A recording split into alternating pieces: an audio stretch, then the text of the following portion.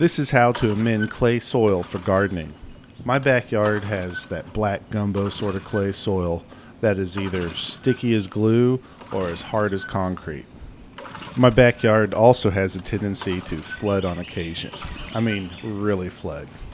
So this is the story of how I use compost to solve all of my problems. What I'm going to be doing is adding a lot of compost and tilling it into the soil. But I found that the clay is so compacted that before I add any compost, I really need to work the soil a couple times. My first pass will get me about halfway to the depth I'm looking for and also kick out all the rocks that are buried in my yard. There's a lot of rocks in this particular yard. See, I only get down to about the axle of the rototiller's blade here. But then coming back the other direction, I can sink down a little deeper, probably to a final depth of about 8 inches. Once you have the soil worked to your liking, it is time to consider compost. For this particular project, I decided to go out to the city dump and buy one of their compost products. They have the Dino Soil or Dino Dirt, which is the composted sewage, and I don't really like that, so I went with the Dino Light, which is composted yard waste, plus it has all the composted produce from any of the grocery stores that have a zero landfill policy. This product is actually pretty nice. Occasionally I'll find a rogue produce sticker that didn't get caught by the screen. But look at this. I got almost a truckload for $17. I really can't beat the price. So I add a lot of compost to my soil. What I'm trying to do is I want a final product which is about an 8-inch tall mound that might settle into a 4 or 5 inch tall hill once it's been watered in. This will get me above the flooding in this area of the yard, which is about ankle high. The third and fourth pass of the tiller goes a whole lot faster than the first 2 times I do it. This does a really good job at working my compost into the clay soil. Now I just kind of tidy it up a little bit, mound it up.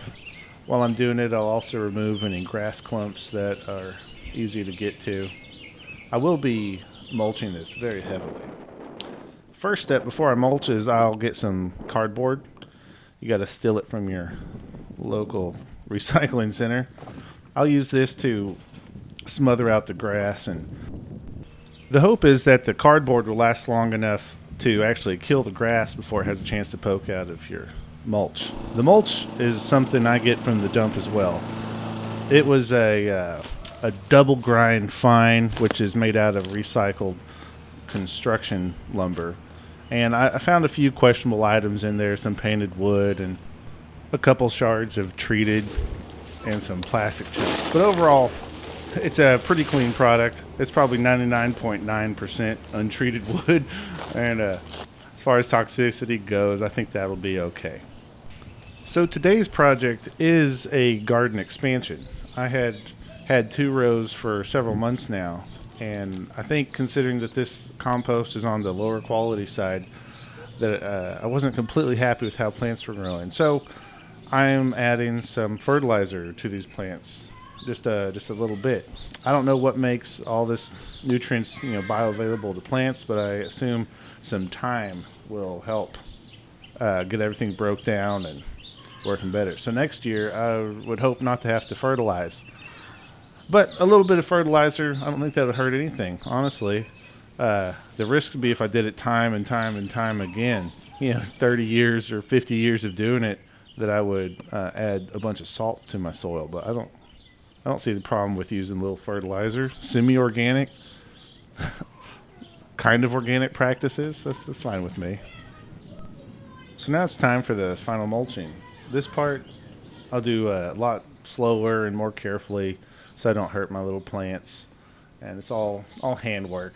This is the meditative part.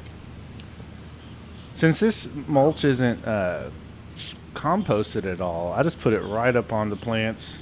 Not on my onions over here, as you can see, but on my tomatoes and stuff, and I don't worry about it burning them. So let's take a look at some of my April tomatoes. See, I got one about the size of my hand, and I got a bunch of various types of cherry type tomatoes coming in. So these tomatoes are from the part of my garden where I didn't have any fertilizer. But if you look at the tomatoes nearby where I'm watering, those are much younger. I did fertilize those, and the plants are bigger than the rest. So that's why I decided to go ahead and fertilize all my squash that I put in. Well, that's it. That's how I amended my clay soil with a ton of compost so I could be above the flood risk and have a really good productive garden. Thank you so much for watching.